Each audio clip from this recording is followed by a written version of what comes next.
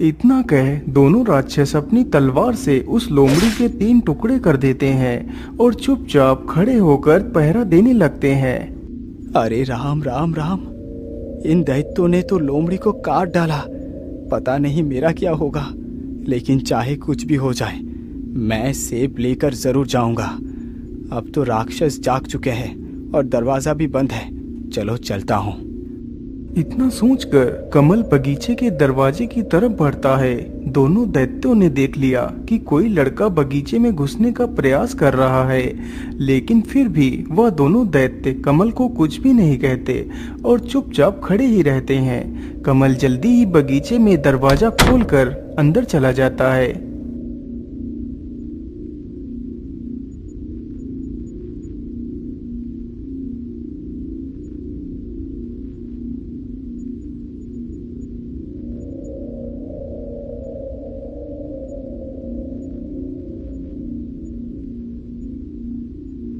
हे भगवान, तेरा लाख लाख शुक्र है। मैं बगीचे के अंदर तो आ गया, लेकिन वो सेब का वृक्ष है कहाँ पर? तभी उसकी नजर सामने एक वृक्ष पर पड़ती है जिसकी टहनियां नीचे तक झुकी हुई थी। उसी में वह सेब लटक रहे थे। मिल गया वो तिलिस्मी सेब, मिल गया। चलो जल्दी से मैं इसे तोड़कर ले चलता हूँ। कमल जल्दी ही एक सेब को तोड़ लेता है।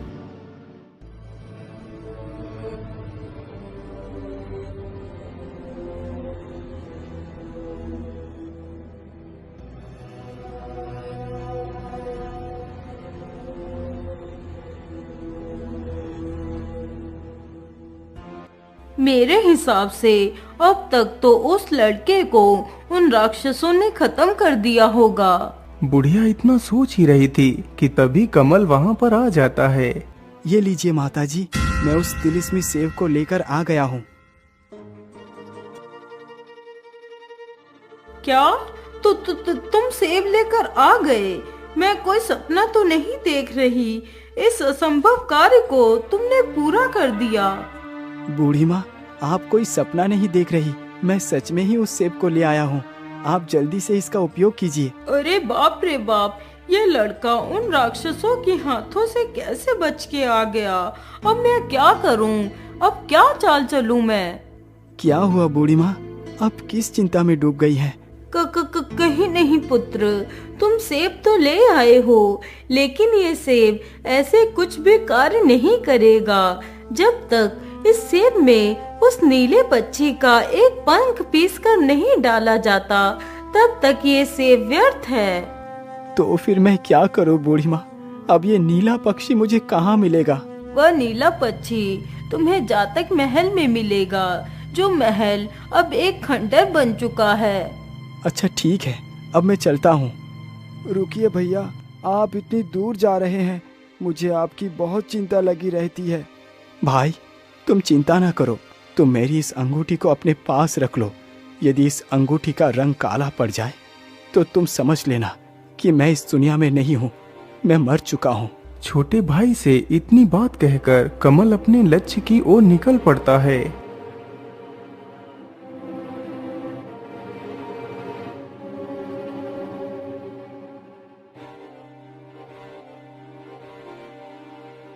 घर से तो निकल पड़ा हूँ, लेकिन ये तो पता ही नहीं है कि आखिर वो नीला पक्षी मुझे मिलेगा कहाँ। मैं ऐसा करता हूँ, उन बाबा के पास ही चलता हूँ, वो बाबा जरूर मेरी मदद करेंगे। इतना सोचकर कमल उन्हीं बाबा से मिलने के लिए बढ़ चलता है।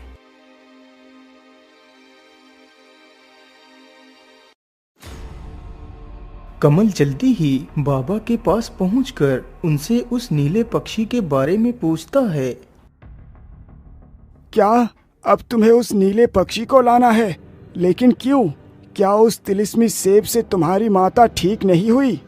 नहीं साधु बाबा, वैद्य ने बताया है कि उस नीला पक्षी का पंख पीसकर सेब में मिलाकर खाने से ही मेरी माँ स्वस्थ होंगी, अन्यथा केवल अकेला सेब व्यर्थ है।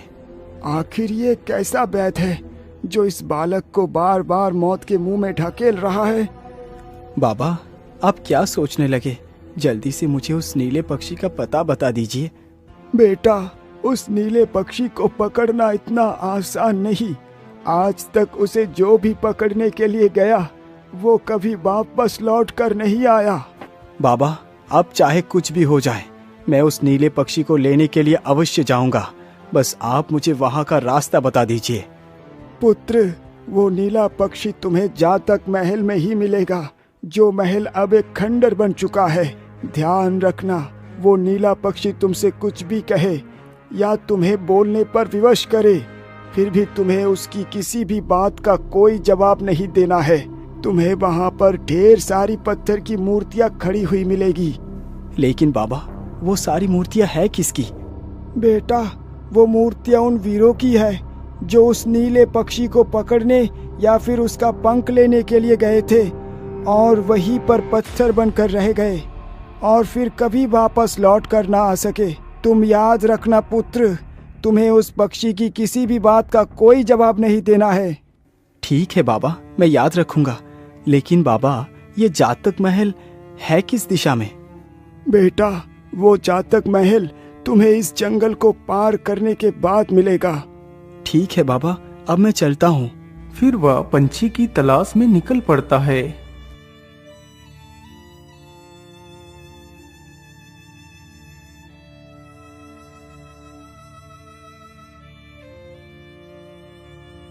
वह चलते चलते जल्दी ही सारे जंगल को पार कर उस महल के नजदीक पहुंच जाता है।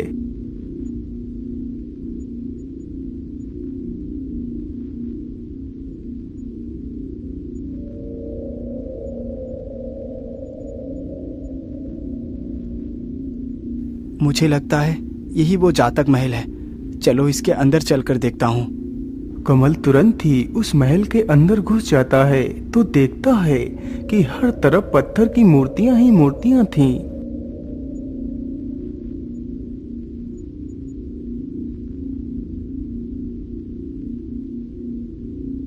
अरे राम राम राम, यहाँ पर तो कितने सारे लोगों की मूर्तियां खड़ी हुई है। कमल इतना सोच ही रहा था कि तभी एक नीला पक्षी आकर उसके कंधे पर बैठ जाता है। अच्छा, तो तुम भी आ गए मुझे पकड़ने के लिए? अरे बेवकूफ, जिसे तू अपनी माँ समझकर मुझे पकड़ने के लिए आया है, वो तेरी माँ नहीं। तू कोई मछुआरे का बेटा नहीं है, तू एक राजकुमार है। और जिसके कहने पर तू मुझे पकड़ने के लिए आया है, वो कोई वैद नहीं, वो तेरी सबसे बड़ी दुश्मन है जो तुझे मारना चाहती है। तेरी असली माँ को तो तेरी सौतेली माँ ने एक काल कोठरी में बंद करवा रखा है। क्या मैं एक राजकुमार हूँ और मेरी माँ ये नहीं कोई और है, और वो काल कोठरी में कैद है? ये तुम क्या कह रही हो पक्षी? इतना बोलते ही कमल एक पत्थर की मूर्ति में बदल जाता है। अरे ये क्या, इस अंगूठी का रंग तो एकदम काला पड़ गया। तो इसका मतलब मेरे भैया इस दुनिया में नहीं रहे। हे भगवान, ये तूने क्या कर दिया? अब आपने मेरे भैया को भी मुझसे छीन लिया। बेटा, तुम ज्यादा दुखी ना हो। अभी तुम्हारे भाई को कुछ भी नहीं हुआ होगा। तुम जल्दी से जातक महल में जाकर अपने भाई के प्राण बचा लो। तब तक मैं तुम्हारी माँ की देखभाल करती हूँ। ठीक है बूढ़ी माँ, आप मुझे बस इतना बता दीजिए कि वो जातक महल किस दिशा में है। बेटा, वह जातक महल तुम्हें उत्तर दिशा में जो जंगल है उसे पार करने के बाद मिलेगा। बुढ़िया की यह बात सुनकर विमल भी उस खंडर की तलाश में निकल पड़ता।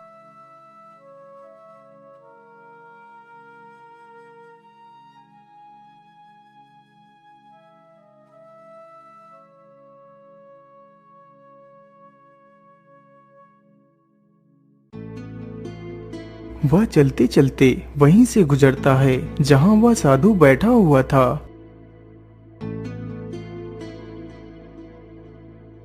रुक जाओ पुत्र, तुम कहाँ जा रहे हो? हाँ हाँ, मैं जानता हूँ कि तुम्हारा भाई अब जीवित नहीं है। वो एक पत्थर की मूर्त बन चुका है। क्या पत्थर की मूर्ति बन चुका है? लेकिन कैसे बाबा? आप मुझे स्पष्ट रूप से बताइए। फिर साधु सारी बात उसे बताता है। पुत्र, उस पक्षी को सिर्फ वही पकड़ सकता है जो उस पक्षी के किसी भी बात का कोई जवाब ना दे। बाबा, यदि आप इतना सब कुछ जानते हैं तो ये भी बता दीजिए कि मैं अपने भाई को कैसे ठीक कर सकता हूँ। बेटा, तुम ज्यादा हड़बड़ाहट से काम ना लो, धीरज धरो। शांत मन से तुम जो भी करोगे तो वो सफल ही होगा। पुत्र, तुम उस महल के अंदर जाओ और चुपचाप उस पक्षी के आने का इंतजार करना। जैसे ही वो पक्षी आकर तुम्हारे कंधे पर बैठ जाए तो तुम उसकी सारी बातों को चुपचाप सुनना, कोई भी जवाब ना देना। जब वो पक्षी बोलते बोलते थक जाएगा तो उसका रंग नीले से गुलाबी पड़ जाएगा। उसी वक्त तुम्हें उस पक्षी का एक पंख उखाड़ लेना है तो वो पक्षी पूरी तरह तुम्हारे वश में हो जाएगा। फिर तुम उस पंख को अपने भाई के शरीर से स्पर्श कराओगे तो तुम्हारा भाई फिर से ठीक हो जाएगा। फिर तुम बारी बारी से उन सारी मूर्तियों को भी उनकी वास्तविकता उन्हें प्रदान कर सकते हो। ठीक है बाबा, मैं आपकी प्रत्येक बात को ध्यान में रखते हुए ही कार्य करूंगा। अच्छा बाबा, अब आप मुझे जाने की अनुमति दें। विमल तुरंत ही वहां से निकल पड़ता है।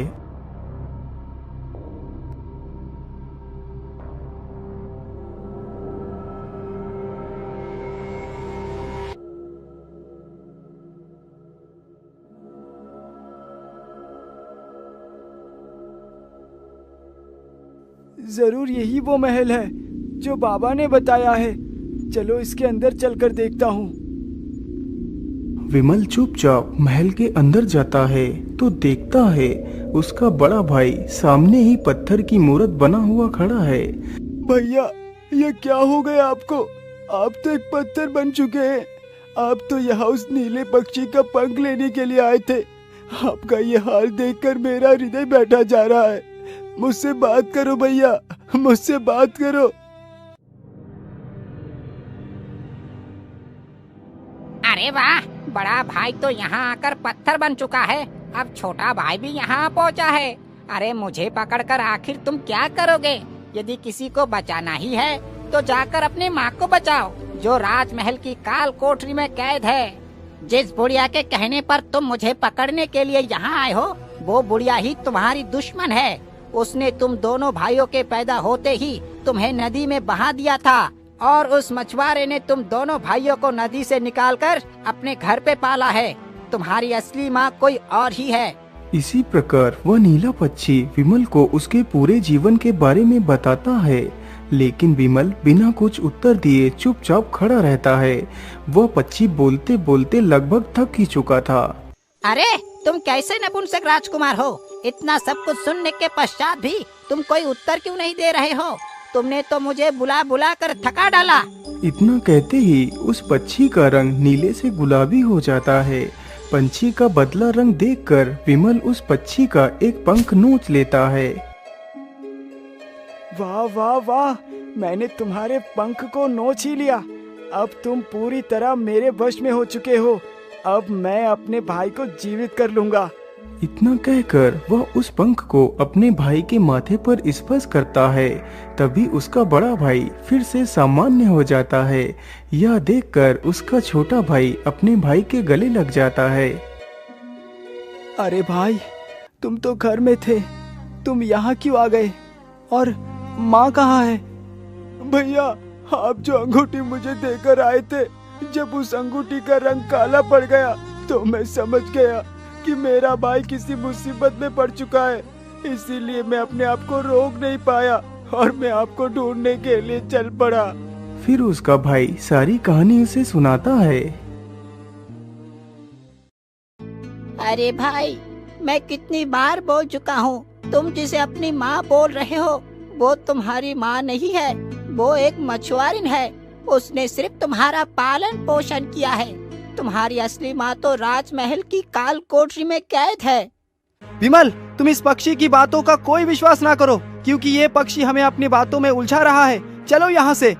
हाँ हाँ, मत करो मेरी बात पर विश्वास। यदि तुम्हें मुझ पर विश्वास नहीं है तो जाकर अपनी उस मछुआरिन माता से ही पूछ लो, सब कुछ साफ हो जाएगा। विमल, तुम उधर कहाँ जा रहे हो? भैया जरा आप रुकिए, मैं इन सभी वीरों को भी मुक्त कर देता हूँ। हाँ हाँ जरूर मुक्त कर दो। वैसे भी अब मेरे बातों का जवाब देने से किसी का कोई नुकसान नहीं होगा, लेकिन मेरी इस बात को जरूर याद रखना। राजकुमार, तुम उस बुढ़िया की किसी भी बात का विश्वास ना करना और उसे बंदी बनाकर राजमहल में अपने पिता के सामने ले चलना, और तुम इस पंख को अपनी बीमार माता को स्पर्श करा देना तो वो एकदम ठीक हो जाएगी। चिड़िया की यह बात सुन विमल आगे बढ़ता है और बारी बारी से सारी मूर्तियों पर उस पंख को स्पर्श कराता है तो सारी मूर्तियां अपने वास्तविक रूप में आ जाती हैं।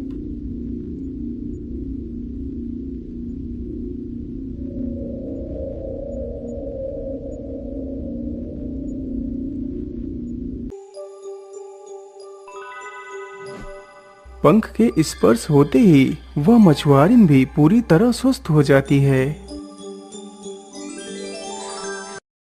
माँ, मैं आपसे एक बात पूछना चाहता हूँ। हाँ हाँ बोलो पुत्र, तुम क्या कहना चाहते हो? माँ, क्या आपने हम दोनों भाइयों को अपनी कोख से जन्म नहीं दिया? ये तुम क्या कह रहे हो बच्चों? यह सब तुमसे किसने कहा? माँ, आपको हमारी सौगंध है, आप मुझे सच सच बताइए कि आप ही हमारी जन्मदाता हैं। नहीं पुत्रों, मैंने तुम्हें अपनी कोख से जन्म नहीं दिया। तुम दोनों हमें उस नदी में बहते हुए मिले थे।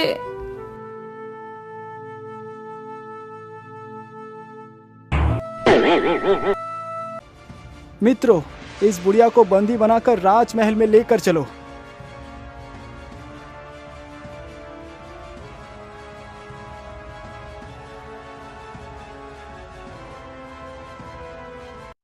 क्या तुम दोनों मेरे पुत्र हो और तुम्हें जन्म देने वाली यशोधरा है?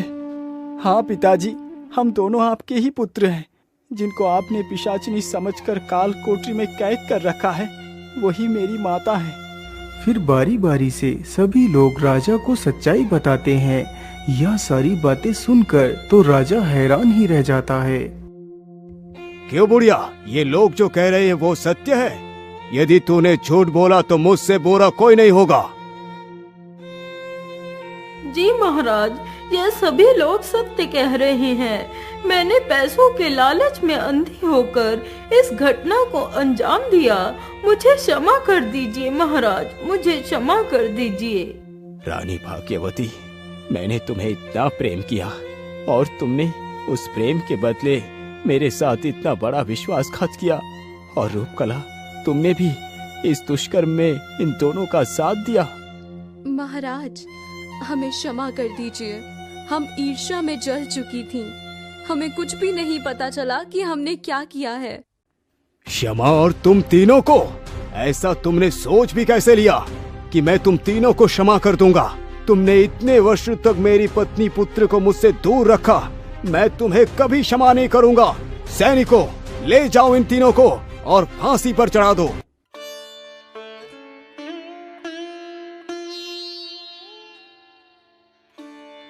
माँ, देखो, हम आपको लेने के लिए आए हैं। चलो माँ, हमारे साथ चलो। माँ, तुमने मुझे माँ कहा? तुम कौन हो पुत्रों, जो इस अभागन को माँ कहकर पुकार रहे हो? माँ, हम दोनों आपके ही पुत्र हैं। हम दोनों ने आपके ही कोख से जन्म लिया है। कुछ दुष्टों ने हमें आपसे जुदा कर दिया था माँ। फिर सारी कहानी यशोधरा को उसके दोनों बेटे सुनाते हैं। यह सुनते ही वह अपने दोनों बेटों को अपने गले से लगा लेती है। मेरे बच्चों, तुम्हारे बिना तुम्हारी यह माँ एकदम निर्जीव हो चुकी थी। इस प्रकार तीनों दुष्टों को उनके किए की सजा मिली और बाकी के सारे लोग खुशी खुशी महल में रहने लगे।